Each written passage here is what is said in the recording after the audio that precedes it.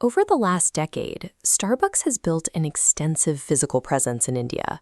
By the 2025 financial year, they reached a major milestone, expanding their network to 479 stores, spread across 80 cities. This chart shows Starbucks India's recent financial performance. While top-line revenue grew by 5% to pass 1,200 crore rupees, net losses widened by 65%, hitting 135.7 crore. That gap between footprint and profit points to a severe structural tension. While the global giant focuses on physical expansion, agile domestic challengers are quietly pulling away market share where it matters most. Opening hundreds of high-end cafes across the country proves that demand for the brand exists, but physical scale alone does not guarantee a resilient business. The pressure on these unit economics stems directly from the company's real estate strategy. The national expansion story masks a heavy dependence on a tiny fraction of the country's wealthiest urban centers. This map highlights Starbucks store distribution in late 2023. Out of 349 total locations at that time, nearly half, 170 stores, were clustered in just 5 cities: Mumbai, Bengaluru, Delhi, Gurugram, and Pune.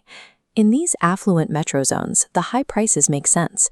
Consumers in these catchments are trained to pay a premium because the brand is selling an experience, a place to meet, work, and display a certain lifestyle. But outside these rich clusters, frequency drops. The average consumer in a smaller city often treats a premium cafe as an occasional indulgence rather than a daily routine, which immediately pressures store profitability. A map covered in pins suggests universal market capture. In reality, the economics are anchored to a narrow demographic, making the brand highly vulnerable to anyone who figures out how to sell to the rest of the country.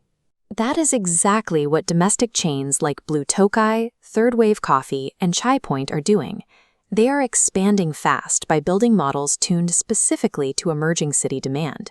Instead of forcing consumers into an expensive, luxury-first retail script, these local companies play an affordability and habit game. They prioritize lower price points and convenience to turn occasional visitors into repeat customers. This photograph captures the reality of a tea-first nation. Indian consumers have deep, culturally ingrained beverage habits, and they often prefer familiar, adaptable formats over standardized Western cafe templates. To match these habits, homegrown brands use highly flexible store designs. By mixing full-seating cafes with smaller walk-in kiosks, they participate in daily beverage routines without carrying the crushing rent of large premium spaces.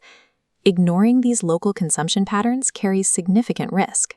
An imported food and beverage model that tries to impose its own rules will quickly hit an economic wall if the pricing and format don't align with local budgets. A famous logo will convince people to walk through the door once. It cannot convince them to come back every single day. Western formats have already struggled to bridge this gap.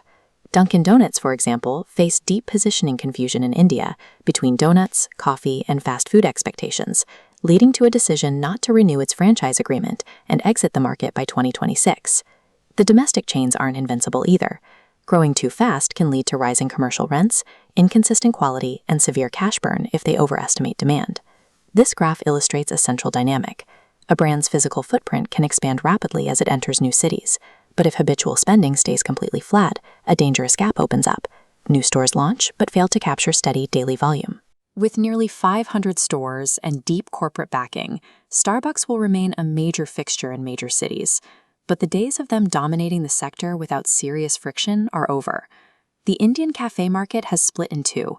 Moving forward, capturing the vast spending power outside the top 5 metros will require deep operational precision and local relevance, rather than relying on an imported aesthetic.